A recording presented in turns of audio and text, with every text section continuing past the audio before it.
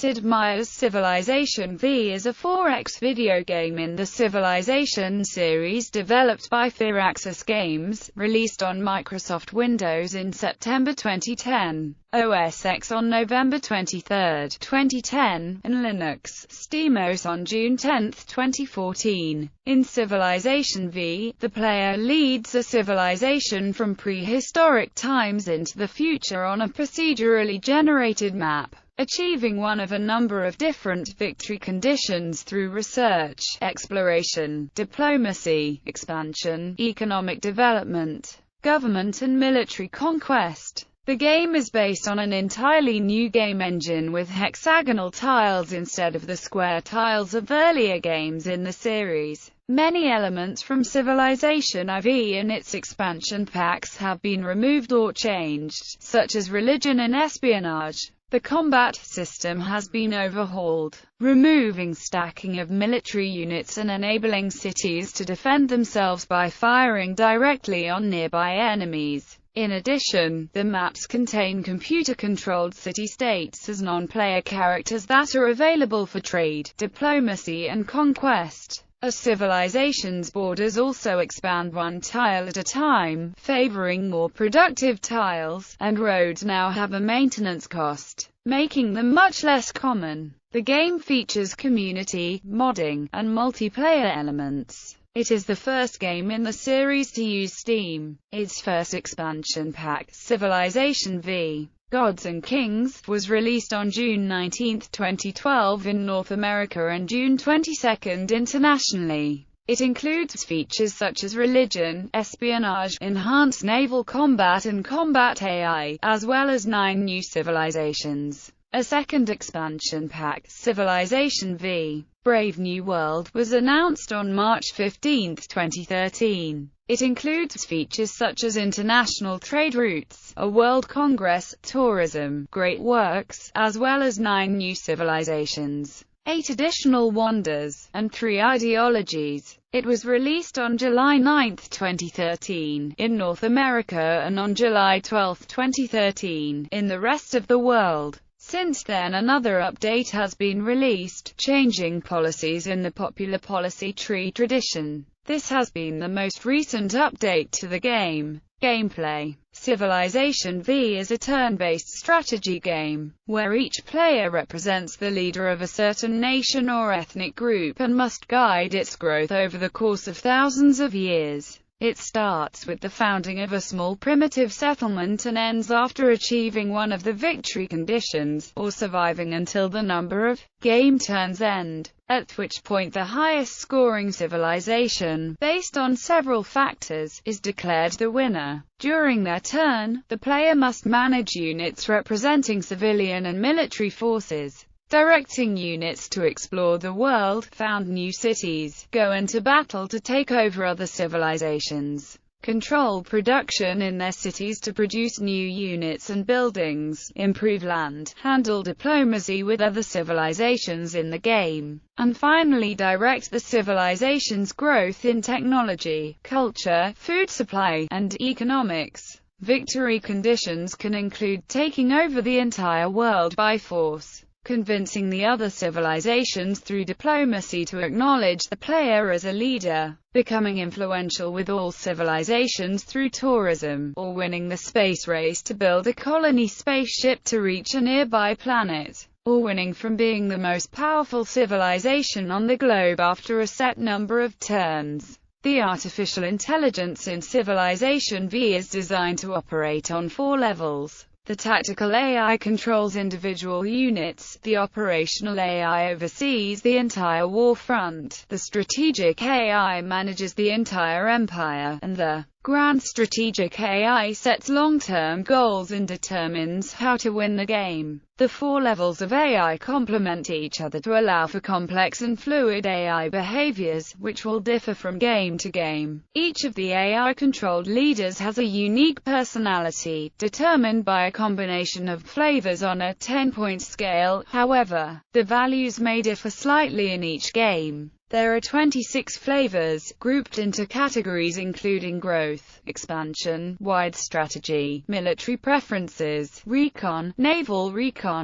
growth, and development preferences. As in previous versions, cities remain the central pillar of Civilization gameplay. A city can be founded on a desired location by a settler unit, produced in the same way as military units, and the city will grow in population, produce units and buildings, and generate research, wealth and culture. The city will also expand its borders one or more tiles at a time, which is critical in claiming territory and resources. The expansion process is automated and directed towards the city's needs, but tiles can be bought with gold. City warfare has been revamped. Whereas cities in previous Civ games relied entirely on garrisoned units for defense, cities in Civ now defend themselves and can attack invading units with a ranged attack expanding 2 tiles outward. Cities have hit points that, if taken down to 0, will signal the city's defeat to invading forces. Surviving an attack allows a city to recover a fraction of its hit points automatically each turn. In addition, any melee unit loses hit points upon attacking a city, dependent upon the strength of the city and unit.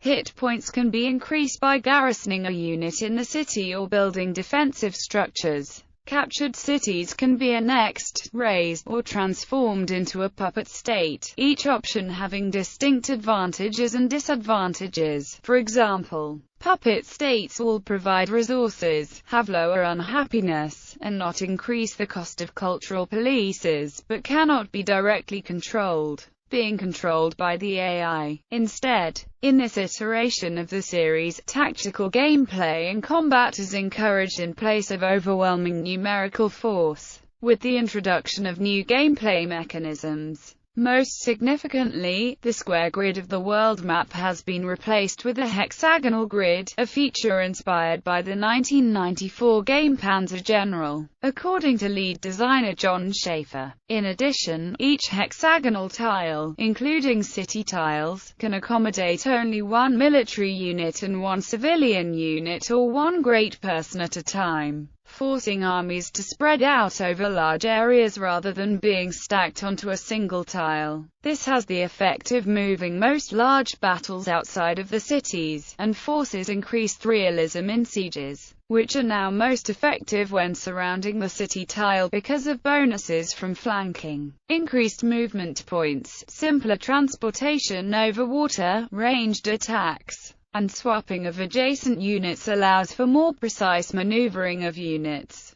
There is also a balance between ranged and melee units. Ranged units can attack melee units without retribution, but melee units will normally destroy ranged units. In an effort to make individual units more valuable to the player, they take longer to produce, and gain experience from defeating enemy units. At set levels, this experience can be redeemed for promotions, which provide various bonuses for increasing their effectiveness, or to substantially heal themselves. In a further departure from previous games, units are no longer always destroyed if defeated in combat, taking partial damage, which can be healed at various rates depending on their type, location, and promotions earned. However, healthy units can still be completely destroyed in a single engagement if the opposing unit is much stronger. Special, great person units are still present in the game, providing special bonuses to the civilization that births them, with each named after a historic figure such as Albert Einstein or Leonardo da Vinci.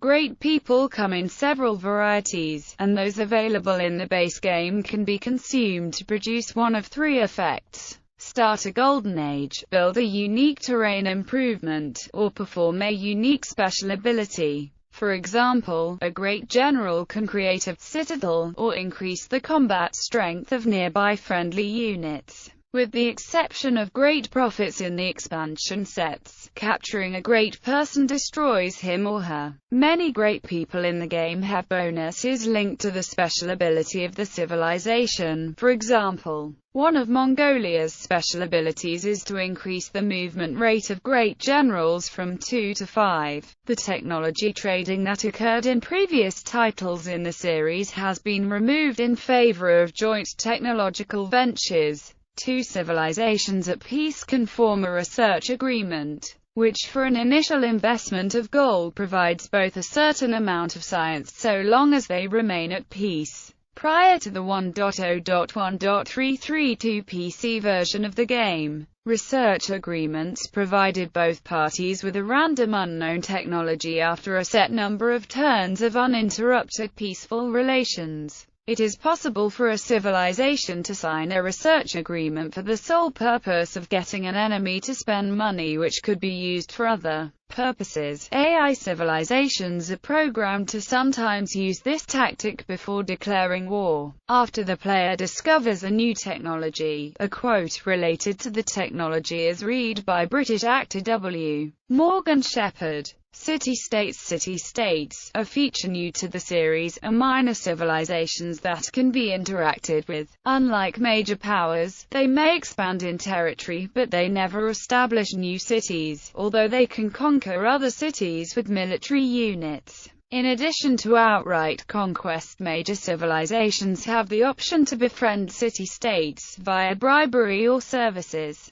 For bonuses such as resources and units, these bonuses increase as players advance to new eras. In the Brave New World expansion pack, being allied with city-states will grant you additional delegates in the World Congress starting in the Industrial Era. There are 3 types of city-state in the base game, each with different personalities and bonuses: maritime, cultured, and militaristic. 2 additional city-state types were added throughout the expansion packs to complement new gameplay mechanics. Culture system. In a change to the culture system in Civilization V, players have the ability to purchase social policies with earned culture. These social policies are made up of 10 separate trees. Prior to the Brave New World expansion pack, filling out 5 of the 10 trees was a requirement to win a cultural victory. These policies replace the civics government system of Civilization IV. The main difference is that the player had to switch out of old civics to adopt a new one, while social policies are cumulative bonuses.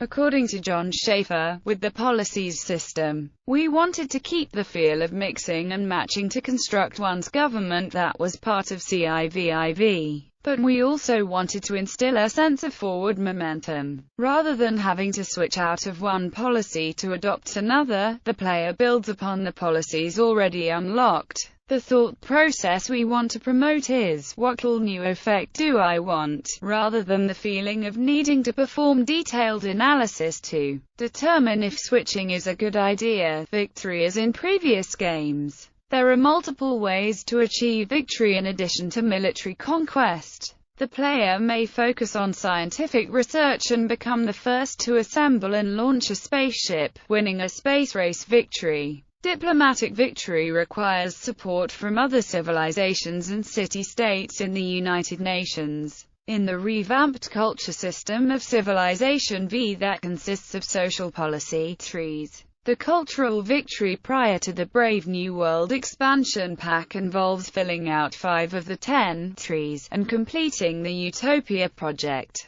World domination is an option, but the victory condition has been simplified compared to previous games in the series. Rather than completely destroying the other civilizations, the last player who controls their original capital wins by conquest. Since the Brave New World expansion pack, you must control all original capitals in order to win by domination. The player can also win by having the highest score at the year 2050 AD. All victory conditions can, however, be disabled. This and other settings, for example turning off city raising, can be modified in the Advanced Setup screen while setting up a game. Civilizations. There are 18 playable civilizations available in the standard retail version of Civilization V, with 7 DLC civilizations and a further 18 added by the 2 expansions, leading to a total of 43. The player chooses a civilization and assumes the role of its leader, based on prominent historical figures such as Napoleon Bonaparte. Each leader of a civilization has either 2 unique units, or a unique unit in a unique building, and a unique ability. The player is able to interact with the leaders of other civilizations via the diplomacy screen, accessed through clicking on a city of that civilization, or through the diplomacy button at the top of the screen, which features, for the first time in the series, fully animated leaders that speak their native languages. For instance, Augustus Caesar speaks in his native Latin and Montezuma speaks in his native Nahuatl. According to Emil Kordock, who voiced Augustus Caesar, the voices for the leaders were recorded in early 2009, approximately a year and a half before the release of the game. In cases where the language of a civilization's leader is extinct or little is known about it, close approximations are made. Development. Firaxis began work on Civilization V sometime in 2007. Initially, the team working on the game consisted of 7 artists led by John Schaefer. This team gradually grew to 56 members. For initial tests of gameplay ideas, the team used the Civilization IV game engine. While a new graphics engine was built from the ground up, this new engine came online only 18 months prior to the game's release. Teams working on different aspects of the game were located close to each other, which enabled the developers to solve some of the issues they were facing in a timely manner. According to producer Dennis Shirk, the move to one unit per tile had a great impact on the game's core systems, such as forcing them to create an entirely new AI system and the lack of emphasis on the game's later eras. The increased emphasis of the game's new features also meant that the developers had to trim some of the systems that existed in previous Civilization games. Other challenges that faced the developers included the lack of members working on the multiplayer and the loss of critical team members. After approximately 3 years and 3 months of development, the game was finally released on September 21, 2010. Patches as of November 21, 2012. Update. The Windows and OS X versions of Civilization V have had regular patches since being released,